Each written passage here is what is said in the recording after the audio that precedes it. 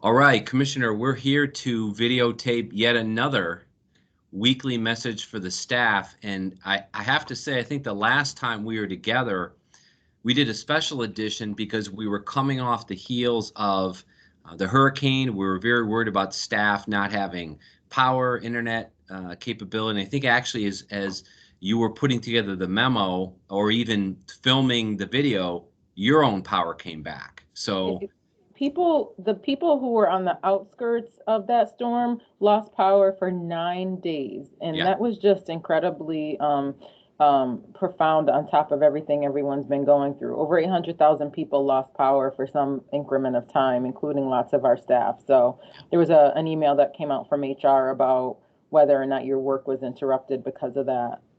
Yeah.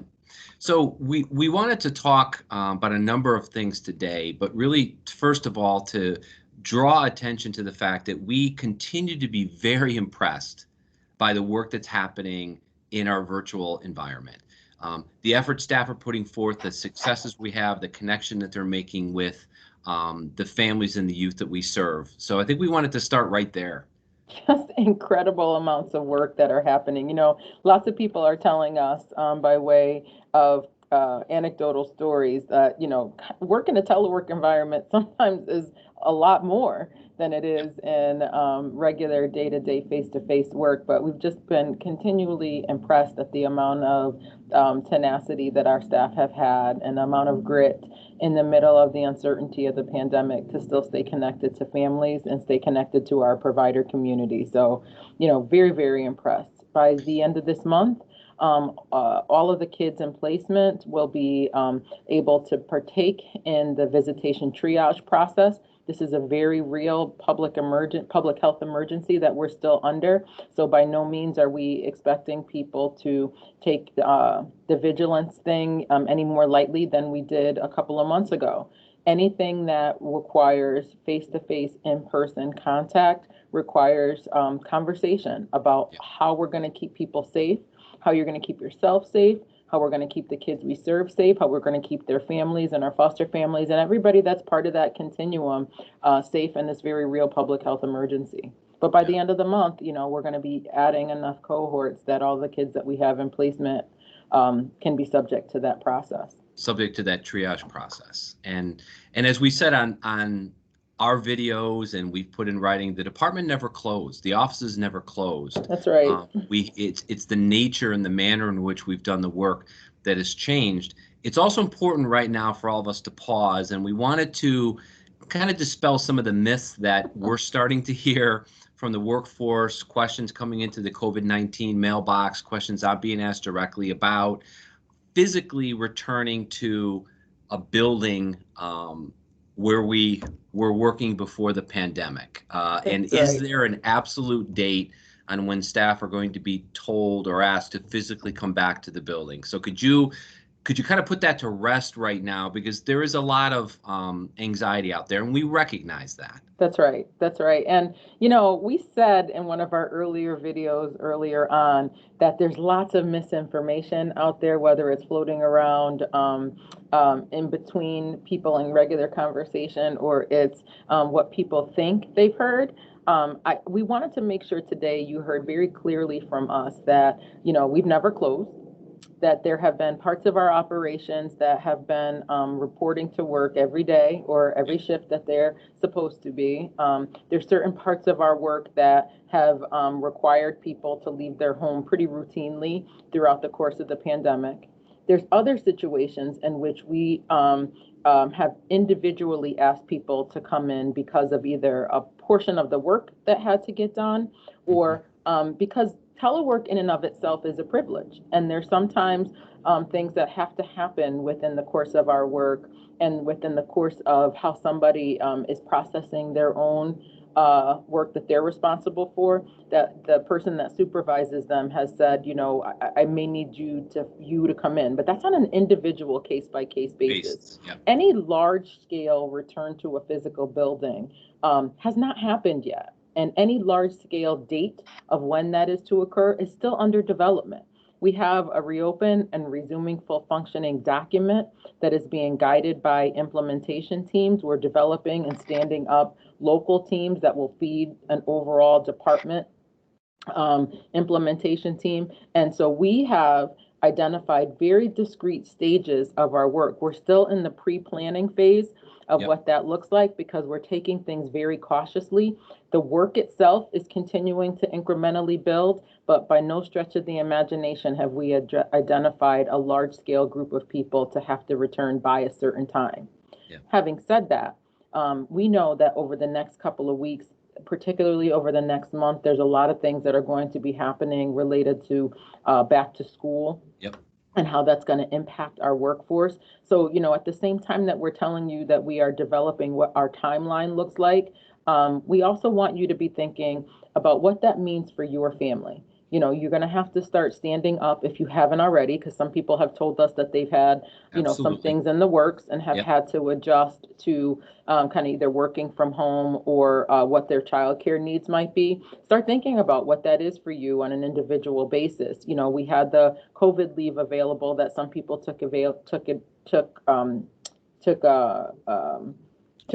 of. Yep. Yeah, and to be able to kind of to be able to use that to help make some plans for their own childcare issues. And for us, it's thinking about what that might mean for you as a parent if your child has to go back to school in some form of hybrid capacity. But next week we're going to talk a little bit more about what do we have to do to how you're going to get some additional information related to back to school. So if you want, is that the kind of next section that we're planning to touch on today? Sure. So what we're going to do through the Office of External Affairs is we work with Matt Folan, our superintendent of schools here at DCF, to put together some information to help certainly our foster parents, our youth in care, our older youth, our SPM youth, and actually our workforce as well, to be prepared for the reopening of schools, whether that is going to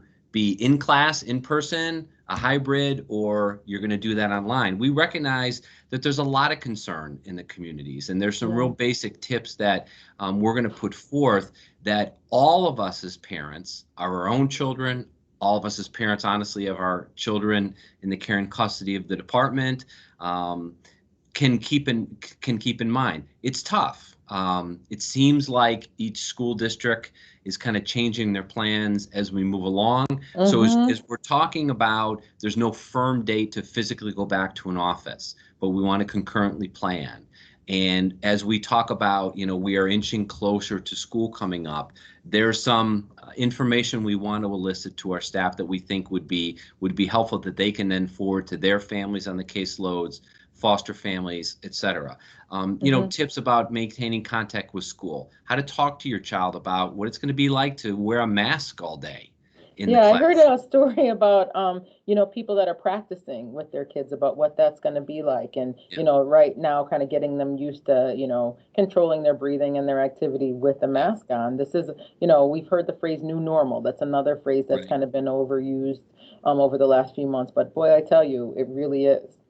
One of the pieces that does come up that the staff and I spoke about today is kids have been home since March, and they're very comfortable in their own homes, seeing caregivers, most likely mom or dad, all day. There's going to be some pretty significant separation issues now if all of a sudden, when the beginning of the school year, they're going into a physical building away from their home, away from people they're most comfortable with. So it's important to take a look at those issues as well, and offer some tips and guidance. The information that you'll be sharing also talks about that kind of social emotional connection and social emotional needs of our staff and of kids. And you hit it right on the head that there's going to be things that we'll have to tune into with kids that we never probably thought to this extent we'd have to worry about. Kids are very intuitive, and as we as adults are really nervous about what back to school might mean or what this pandemic will look like in the fall, they're picking up on that. And whether or not that's kids that are in our care or our own children, we're going to have to learn how to temper their anxiety while we're measuring our own. Yeah. So We also wanted to announce today something really exciting that's going to happen Tuesday, September 1st, I believe on or about 2 o'clock, which Mhm. is actually going to be our first ever virtual town hall that you, Commissioner, and the executive team are gonna lead. Can you tell us about that? So we know we have our tried and true followers of these weekly videos. Hey, you guys. We've gotten a lot of great feedback from you all, and we do appreciate those that have been Yeah, watching each week. absolutely. But we also know that there is a yearning out there for our staff to be connected in a way that can hear from us live. And so we are setting up the platforms to be able to have a virtual town hall with all DCF at the same time. Because we have over 3,200 staff members, it would be very difficult to have that environment be question and answer, but it'll be live. And to be able to deal with the question and answer part of it, we are scheduling another series. So, listening tour round two Round two. will start. And, some of you, your listening tour got cut short because of COVID, and we had to go into a virtual environment, and you didn't have an opportunity to have that listening tour session with the administrative team. We're going to start there. We're going Yeah. to start with the groups that didn't get an opportunity to meet with us in our visits around the department and around the state. So we're really excited to not only have our town hall on deck, but also to have these question and answer listening tours coming up. We've gotten quite a few questions through the COVID mailbox that are informing our reopen planning. But we also want to be able to hear from you and for you to hear from us in a live way. Yeah. So stay tuned for that. I think we're going to send out a meeting invite, but certainly everybody who's watching this, mark it down, September 1st, 2 o'clock. Tell your friends, tell your colleagues, here we come, right? Here we come. So, Yeah. Commissioner, I think that has taken us through the typical updates that we wanted to provide staff. And right now at this point in the video is where staff, if they don't want to hear the most updated statistics on the COVID positive diagnoses, we would suggest that you turn the video off so we can inform staff of those. Yep, it's that time. Thanks, Ken. So, as we know, Connecticut continues to lead the country as one of the states with one of the lower transmission rates. And Yeah. it's because we've been so vigilant in making sure that we stay really focused on hand hygiene, masks. You can't say this stuff enough, covering your cough, and all those things that we have put in place to really keep our transmission rate and our footprint down throughout this whole process. And so our stats for the month, or sorry, our stats for the week have bore that out. You have the list in front of you of what the Sure. numbers actually are, and there's a couple things I'll say as you step through those.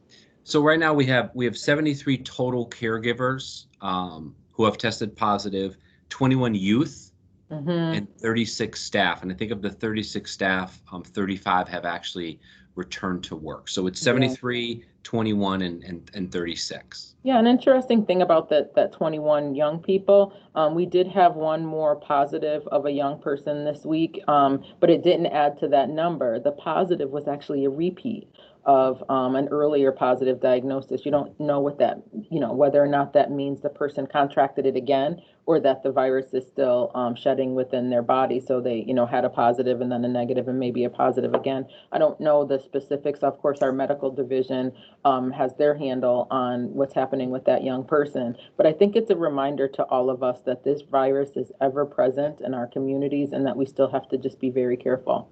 Yeah.